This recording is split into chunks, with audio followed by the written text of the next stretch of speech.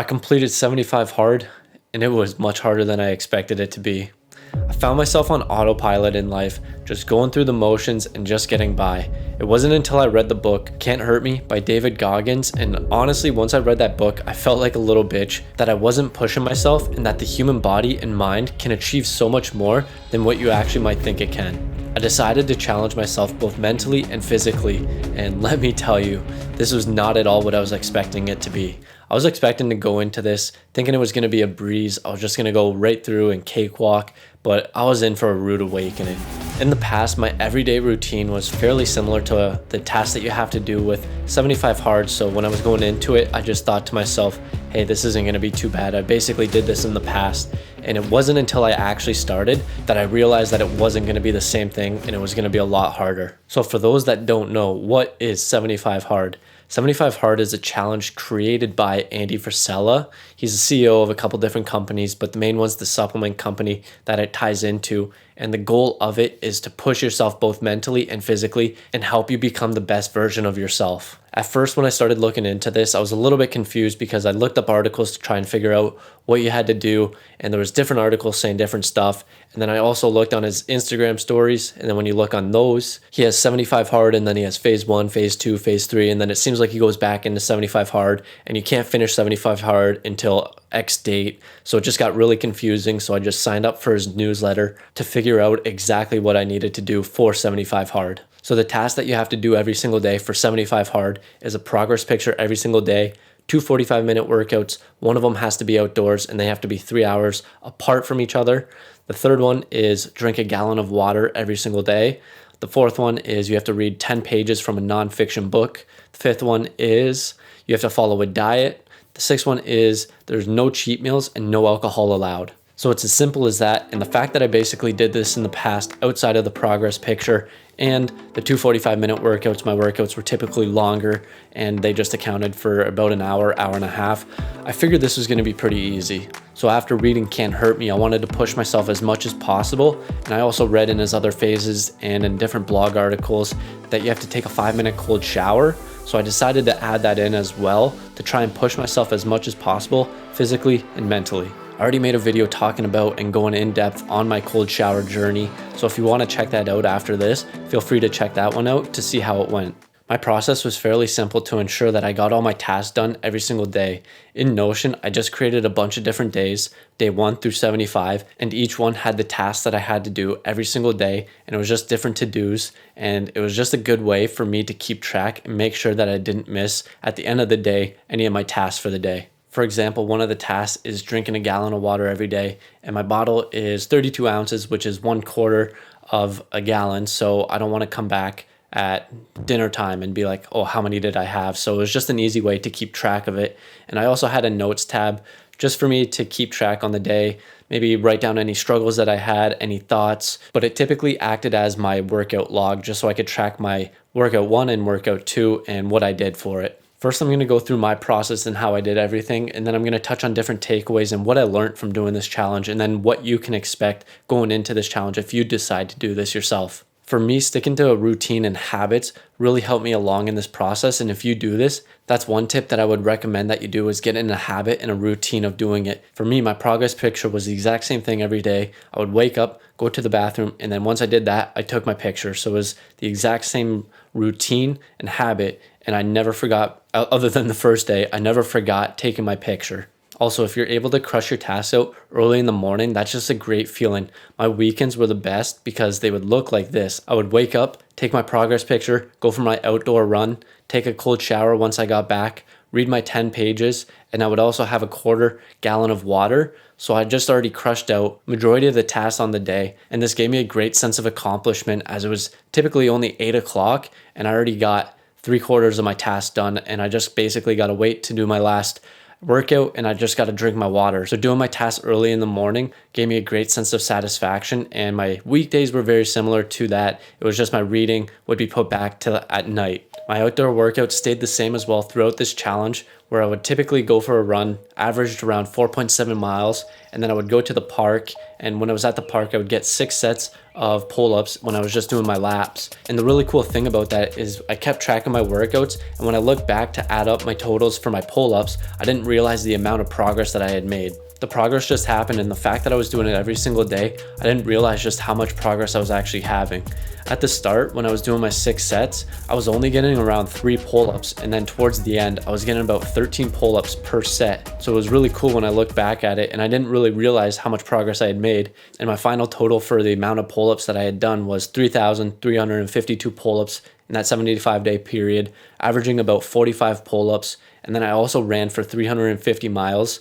So I'm really happy with that result, and it's not really something I was striving for or trying to achieve. It just actually happened, and I'm really satisfied with those results. This is really similar to a lot of progress that we make in life where we don't see those results because we're doing it every single day. But when you look back on, say, a year or 6 months or whatever it is, you realize how much progress you've made over that long period, and you don't see it because you're doing it every single day, where it's just really similar to me taking my pictures. I wouldn't have noticed how much progress I made from day 1 to day 75 if I had never taken those pictures. So progress doesn't happen overnight. It's those days stacked on days that add up over time, and that's when progress happens. My second workouts weren't anything crazy. I only had 10-pound dumbbells, and I wasn't able to go to a gym, so I just had to make do with what I had. So I found myself doing stuff that I didn't usually do in the past, where I would take lightweight and then I would do a lot of reps. So it was just cool varying my workouts up, and then I was doing a lot of abs at the same time as well. And then on weekends I would find myself doing rest days where I would just go out for a walk, or I would do some yoga, and it was just kind of like a calming day to give my body a little bit of a rest and take it easy for that day.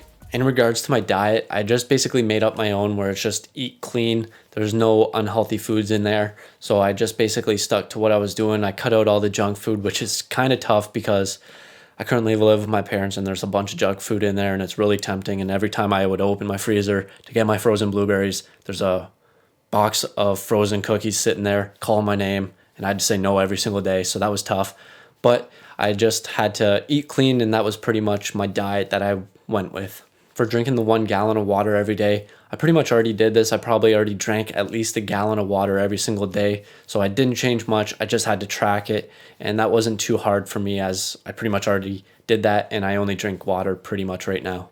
Now moving on to what I thought of the challenge, and then I'll go on to takeaways and tips for the challenge.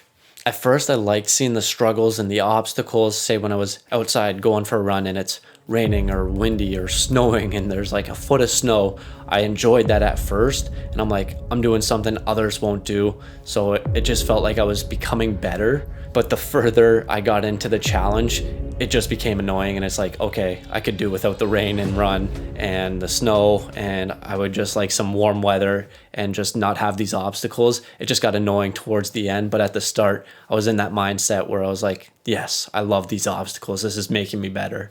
Then I found when I got to about 2 weeks to a month-ish, I was really down and I just did not feel like doing it. I was struggling, and I just feel like there's a hump because I have a buddy that's also doing it, and he said he had something similar to that, where there's just like that hump with the first few weeks to a month. And then honestly, once I got past that, it became pretty easy, where I was just doing the same thing and I just got in the motions of doing the same thing over and over. And then towards the end, it just kind of got annoying. And it's like, okay, when is this going to end? I just want this to end so I can go back to living a non-disciplined life. So I felt like the closer I got to the end, the more I wanted to quit. It was around probably day 60 or so. I was like, man, I don't feel like doing this right now. I just want to quit it and move on. But I was just so far in, I was so invested that I didn't want to do that. And I also have my friend Mark doing this as well, and he's around that same point, and he's thinking about quitting, but he's just going to push past it as well.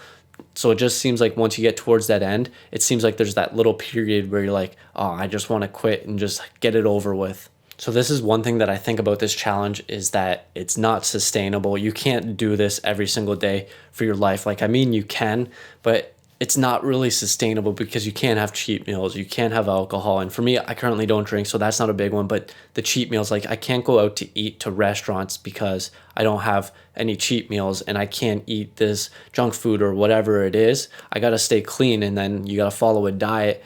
And I just found that it wasn't really sustainable in that regards. And then also it takes up a lot of time. So you can do this as a lifestyle where you're not saying dedicating every single day that you're going to do it, but you're going to say every single day that I can do it, I will do it. So in that regards, it can be sustainable, but I just don't see it as a long-term sustainable thing, because with this, I found I was taking a lot of time away from my other goals where this is my priority. This is where I'm spending all my energy. And I have these other goals that I want to try and achieve and spend time on. And with 75 Hard, you don't get a lot of extra time in the day.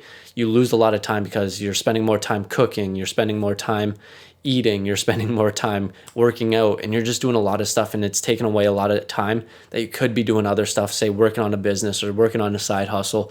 So in those regards, that I just don't think it's very sustainable. Now moving on to my takeaways and tips going into the challenge. If you're just going into this, preparation is key. Get all the books that you're gonna read, get your meal plan, and figure out what you're gonna eat. You're probably gonna lose weight. I lost 10 pounds, I think, going in. For the first 30 days, I wasn't really weighing myself and didn't measure it. And then I measured myself and I was like, oh crap, I'm losing weight. I don't want to lose weight. I'm just trying to maintain weight. So I had to add a bunch of stuff and figure out what I was going to eat. So it was just a bunch of stuff that I had to add on to it. And as the quote goes, failing to prepare is preparing to fail. So go in with as much preparation as possible, and that's only going to help you out. Having someone else or a group of people do this with you as well is going to help you out a lot to help keep you going when those times do get tough, and just help motivate each other, give people tips. So if you have an accountability partner or a group, it's going to help you out a lot. Creating a routine and habits of when you do your tasks will help you out, and it'll just become automatic, and you'll just do it because that's what you just do. And having those to-do list tasks written out or in Notion, however you want to go about it, it's just a good way to do it, so you track yourself, and at the end of the day you aren't saying, did I do this, did I do that? I had a few times to look at my Notion board to see if I completed everything, and then I noticed one day that I hadn't done my second workout yet, so I just went outside, went for a quick walk, and I got that in. So you know what you've done and what you haven't done to make sure that you get everything done on the day. If you're like me and you weren't working out and the most exercising you got was walking from your office to the kitchen and then back, you're going to be going in, you're going to be burning a lot more calories, and this is going to lead to you being a lot more tired at night. So you're going to get much better sleep unless you're drinking caffeine later in the day to keep you awake. This is just going to give you better sleep at night. One thing I didn't really realize how much I was doing it, and I really liked this aspect, was I was really being present and being with my thoughts and just thinking a lot more than what I was typically doing. I didn't realize this until I actually finished 75 Hard. I stopped becoming present because there was a lot of tasks that I had to do, say for my runs. When I'm going out for my runs, it just gave me a lot of time to just think and be with my thoughts, and I really enjoyed that. Where now I'm just kind of work, and I don't have that present time to just sit there and do nothing and think and be with my thoughts. And the other day I was just thinking about, man, I should go for a walk, and just I enjoyed doing that when I was doing 75 Hard. And I'm just not doing that anymore, where it's just like, I got to work on this, I got to work on that. And I'm not being present and being with my thoughts anymore. As I've said a couple times now, this isn't sustainable. And now that I'm done, I don't know if I should say this, but I feel like I've relapsed. And the first day after, I was so looking forward to it. I'm like, I'm going to have pancakes. I'm going to put maple syrup on it. I'm going to have bacon, and then I'm going to have cookies. And then I'm just going to go all out. And man, I did that. And the bad thing about that is because it's becoming habit, where every single day is like that now, and I'm having cookies, I'm having ice cream, I'm having all this junk food, and I'm not having a second thought. I am having a second thought. I always look at the nutrition now. I'm like, do I really want this? But I'm still doing it, and I'm getting in this habit of eating this junk food because I was deprived of it for 75 days, and now I just want to crave it so much more now. And I just feel like that's not very good for me and my body, and I'm trying not to do that as much. One thing that I realized doing this is that you can do this. Even if you don't think you can, you definitely can. It's just what you have priorities. Whereas before I did this, I had other priorities. And then when I started doing this, this became my priority. I had to do this every single day, and everything else became second priority. So it's like, I have to get this done first. And if I get this done, I can work on my second priorities. So it's just whatever you make a priority. And it doesn't have to even be 75 Hard. If you're working on a side hustle or a business or a YouTube channel, if that becomes your priority, you will do what you need to do to make it happen. This next one I find ironic because I talked about this earlier where you don't have as much free time to work on your personal projects or do what you want, but I often found myself whenever I had that free time, I would just end up wasting it. Say I would go on my phone and scroll, or I would just like sit there and do nothing and just kind of I'm not gonna lie, I would probably just only be on my phone and just wait until my last task, which was reading a book. So a lot of the times I would be done everything and I would be, say, 6 or 7 o'clock, and I go in bed at 8 o'clock, and then at 8 o'clock I read my last 10 pages. So it's like, what am I gonna do from 6 to 8? I'm just gonna kill that time and I'm not gonna do it.